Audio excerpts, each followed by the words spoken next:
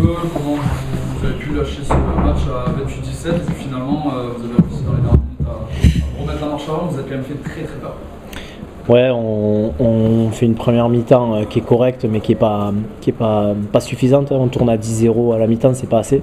Clairement on se le dit, on se dit qu'il en manque, on n'a pas assez mis la pression sur Carcassonne, on n'a pas assez dominé la première mi-temps pour se mettre au moins à 2 essais d'écart. On marque de suite en deuxième mi-temps, donc on se dit bon qu'on rectifie un peu le tir. Et puis Carcassonne par contre fait 20-30 minutes quasi parfaites. Ils maîtrisent, mais voilà, ils ont l'habitude de travailler, je pense, avec ces éléments-là. Ils maîtrisent clairement le vent, comment jouer avec, comment jouer contre. Et ils nous mettent sous pression, et on craque à plusieurs reprises. À 28-0 en deuxième mi-temps, c'est compliqué. Hein. On se demande vraiment comment on va pouvoir revenir dans le match. Mais ça fait 15 jours qu'on avait mis en place une stratégie où on voulait bouger le ballon, déplacer le ballon contre cette équipe. C'est presque malheureux d'avoir attendu le dernier quart d'heure pour arriver à bien le mettre en place, mais ça a été salutaire sur la fin. Comment tu expliques ce trou d'air ? C'est un peu ce que je viens de dire, hein. Même si on avait anticipé tous les scénarios depuis 15 jours, on s'était entraîné on avait essayé d'anticiper ce scénario du vent qui est souvent présent ici, comment arriver un petit peu à dompter les éléments. On a pris une leçon là-dedans, hein. Carcassonne maîtrise son sujet. Cela dit, on avait quand même une stratégie en place qui a fonctionné en fin de match. Voilà, ce que je disais, on a failli avoir des regrets à la fin parce qu'on l'a pas mis en place plus tôt, ou en tout cas on n'a pas réussi à le mettre en place plus tôt, mais c'est aussi dû à la qualité de l'adversaire. Voilà, après ce qu'il faut retenir ce soir, c'est clairement la résilience de l'équipe qui est prendre un 28-0 et arriver à se relever et à refaire basculer la rencontre, c'est vraiment le gros point positif qu'on va retenir ce soir. Qu'est-ce qu'on se dit dans les têtes à 28-17 dans le quart d'heure ? Qu'est-ce qu'on se dit depuis le bord du terrain ? C'est compliqué, on se demande si ce qu'on a bossé pendant 15 jours a été bien fait. Il y a une remise en question immédiate, on va dire.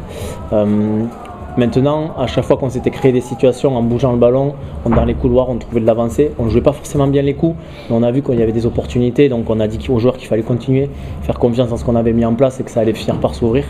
Ça a payé, tant mieux. Vous attendiez à ces renversements dans cette rencontre à la mi-temps que ça bascule à chaque fois ? On sait que souvent, voilà, l'équipe qui a le vent prend le score et c'est dur de courir après. Je me répète, mais Carcassonne a fait une super deuxième mi-temps, ils ont limité la casse en première mi-temps face au vent. Ils maîtrisent clairement cet élément-là, ils sont supérieurs à nous là-dedans. Maintenant, on a su faire face. Et voilà ce que je dis, on a failli avoir des regrets, mais les joueurs sont allés se le chercher et on est hyper fiers de ça. Est-ce qu'il y avait un petit esprit de revanche par rapport au match aller ? Vous avez fait un non-match contre cette équipe à domicile ? Forcément que le match aller nous a mis clairement en dedans. Il nous a mis en dedans sur notre début de saison, mais ce qui s'est passé au match aller, peut-être qu'on l'a mérité aussi.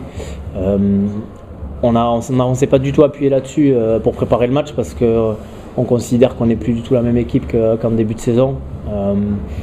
On n'a pas du tout la même dynamique, on n'a plus le même état de confiance, on a réussi à rectifier beaucoup de choses, il y a eu une grosse remise en question de l'intérieur, que ce soit joueur ou staff. On était sur une dynamique complètement négative en début de saison, aujourd'hui on inverse la courbe, donc on a préféré se préparer en pensant au positif plutôt qu'à ce début de saison complètement raté. Et pourtant tu n'as rien fait, tu as notamment encore Biarritz à l'extérieur, là vous avez qu'un point d'avance sur cette 15e place jusqu'au bout, ça va être très dur, je sais pas. Ouais, c'est ce qui est fou, c'est ça, c'est chaque fois qu'on fait une performance, on allume le téléphone, on voit les résultats des autres, on se dit, en fait, heureusement qu'on l'a fait, quoi. Là, c'est encore le cas avec la victoire de Biarritz, la victoire de Béziers, Dax. Voilà, on le dit depuis le début que ça va être chaud jusqu'à la fin, apparemment c'est vrai. Tant mieux pour le suspense, pour ceux qui aiment ça, pour nous un peu moins. Mais on va continuer à cravacher dur, voilà, on va savourer ce soir. Dimanche, on va se remettre au boulot, préparer Aurillac. Voilà, on avait cette série de 4 matchs enchaînés, on est à 3 sur 3 et il ne faudra pas se manquer vendredi parce que les joueurs méritent et on doit confirmer. Il y a une forme de soulagement. Comme depuis 3 matchs, c'est des matchs, c'est exagéré de dire à la vie et à la mort, mais c'est des matchs qu'on n'a pas le droit de perdre. Donc à la fin du match, oui, un soulagement, il n'y a pas d'euphorie. Aujourd'hui, on a juste envie que les joueurs savourent parce qu'ils bossent dur et ils ne méritent pas ce qui nous arrive cette année.